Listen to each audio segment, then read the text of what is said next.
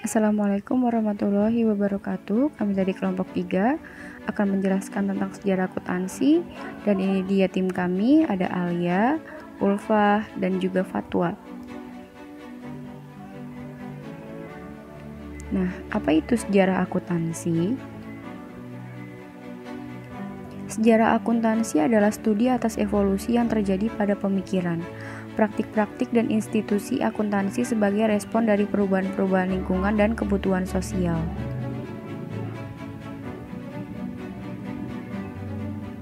Sejarah awal akuntansi. Sejarah akuntansi memiliki berbagai skenario. Kebanyakan skenario tersebut mengakui adanya kehadiran suatu bentuk pelaksanaan pencatatan di sebagian besar kebudayaan sejak sekitar 3000 tahun sebelum Masehi. Termasuk di dalamnya yaitu kebudayaan Chaldin, Babilonia, Assyria dan Sumeria yang menemukan pemerintahan terorganisasi pertama di dunia. Kebudayaan lainnya yaitu kebudayaan Mesir. Para juru tulisnya menjadi titik pusat di mana keseluruhan mesin pembendaraan dan bagian-bagian lainnya berputar. Kebudayaan Cina, akuntansi pemerintahannya memainkan peranan yang vital dan rumit pada masa dinasti Zhou, 1122 sampai 256 sebelum Masehi.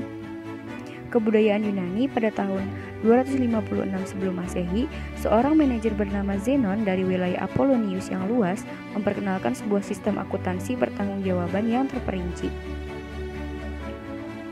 Kebudayaan Romawi, hukum yang mengharuskan para pembayar pajak membuat laporan mengenai posisi keuangan mereka dan di mana hak-hak sipil bergantung pada jumlah harta benda yang dilaporkan oleh para penduduknya.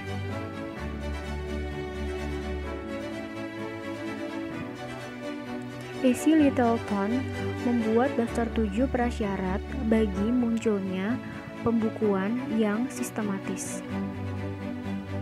Seni penulisan atau the art of writing, karena pembukuan pada intinya adalah sebuah catatan. Aritmatika atau aritmetik, karena aspek mekanis dari pembukuan mengandung adanya serangkaian perhitungan sederhana. Milik pribadi atau private property, karena pembukuan hanya berkepentingan dengan pencatatan fakta-fakta mengenai harta benda dan hak miliknya. Uang atau money, yaitu transaksi yang belum selesai, karena tidak akan ada dorongan untuk membuat catatan apapun jika seluruh pertukaran dilakukan di tempat saat itu juga. Perdagangan atau commerce, karena sebuah penjualan lokal saja tidak akan menciptakan cukup tekanan. Volume bisnis, untuk merangsang manusia mengordinasikan berbagai pemikiran ke dalam suatu sistem. Modal atau kapital, karena tanpa modal perdagangan tidak akan berarti dan pemberian kredit menjadi sesuatu yang tidak mungkin bisa dibayangkan. Selanjutnya ada perkembangan prinsip-prinsip akuntansi di Amerika Serikat. Pada tahun 1900 sampai 1933, tahap kontribusi manajemen. 1933 sampai 1959, tahap kontribusi institusi. Pada 1959 sampai 1973, kontribusi profesional. 1973 sampai sekarang, tahap politisasi. Selanjutnya, kontribusi Luca Pacioli. Luca Pacioli adalah seorang pastor dari Ordo Fransiskus. Umumnya diasosiasikan dengan pengenalan pembukuan pencatatan berpasangan untuk pertama kalinya. Pada tahun 1914, ia menerbitkan bukunya Summa de Arithmetica Geometria Proportionalita yang memiliki 2 bab, De Computis et Scripturis yang menjelaskan pembukuan pencatatan berpasangan. Risalahnya mencerminkan praktik-praktik yang berlaku di Venesia pada masa itu, yang kemudian dikenal sebagai metode Venesia atau metode Italia. Ia menyatakan bahwa tujuan pembukuan adalah untuk memberikan informasi yang tidak tertunda kepada para pedagang mengenai keadaan aktiva dan utang-utangnya. Debit adebio dan kredit kredito digunakan dalam pencatatan untuk memastikan sebuah pencatatan berpasangan. 3 buku digunakan di sini, ada memorandum, jurnal, dan juga buku besar.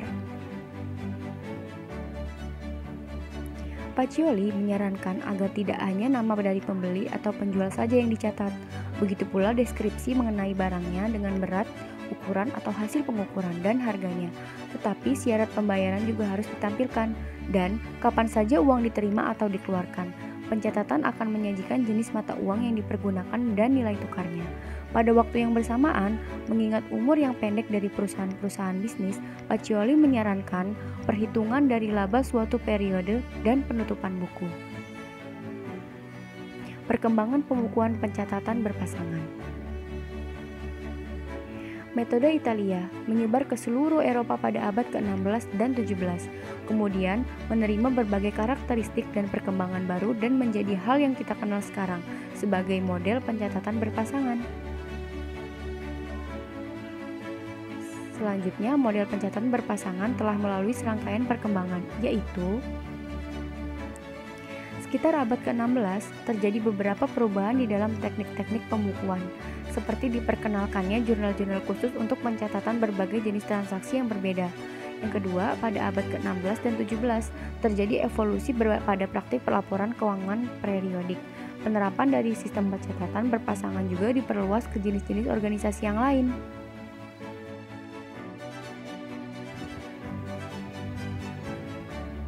Penerapan dari sistem pencatatan berpasangan juga diperluas ke jenis-jenis organisasi yang lain.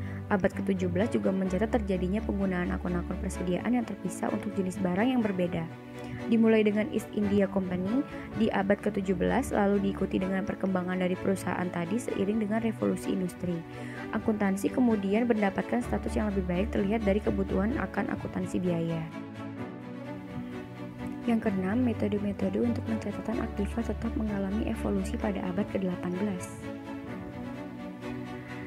Lalu, sampai dengan awal abad ke-19, depresiasi untuk aktiva tetap hanya diperhitungkan pada barang dagangan yang tidak terjual. Meskipun tidak terlalu banyak digunakan, terdapat bukti yang ditunjukkan oleh Saliero pada tahun 1915 akan adanya metode-metode depresiasi berikut ini. Metode depresiasi berikut ini yaitu ada garis lurus straight line, lalu metode saldo menurun reducing method, lalu ada metode dana pelunasan dan anuitas sinking fund and annuity method, metode unit biaya atau unit cost method. Akuntansi biaya muncul di abad ke-19 sebagai sebuah hasil dari revolusi industri. Pada paruh terakhir dari abad ke-19, terjadi perkembangan pada teknik-teknik akuntansi untuk pembayaran dibayar di muka dan akrual.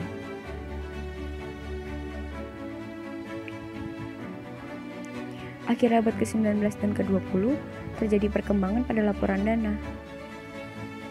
Di abad ke-20, terjadi perkembangan pada metode-metode akuntansi untuk isu-isu kompleks, mulai dari perhitungan laba per saham, akuntansi untuk perhitungan bisnis, akuntansi untuk inflasi, sewa jangka panjang, dan pensiun, sampai kepada masalah penting dari akuntansi sebagai produk baru dari rekayasa keuangan atau financial engineering. Sekian presentasi dari kami. Wabillahi taufiq wal hidayah. Wassalamualaikum warahmatullahi wabarakatuh.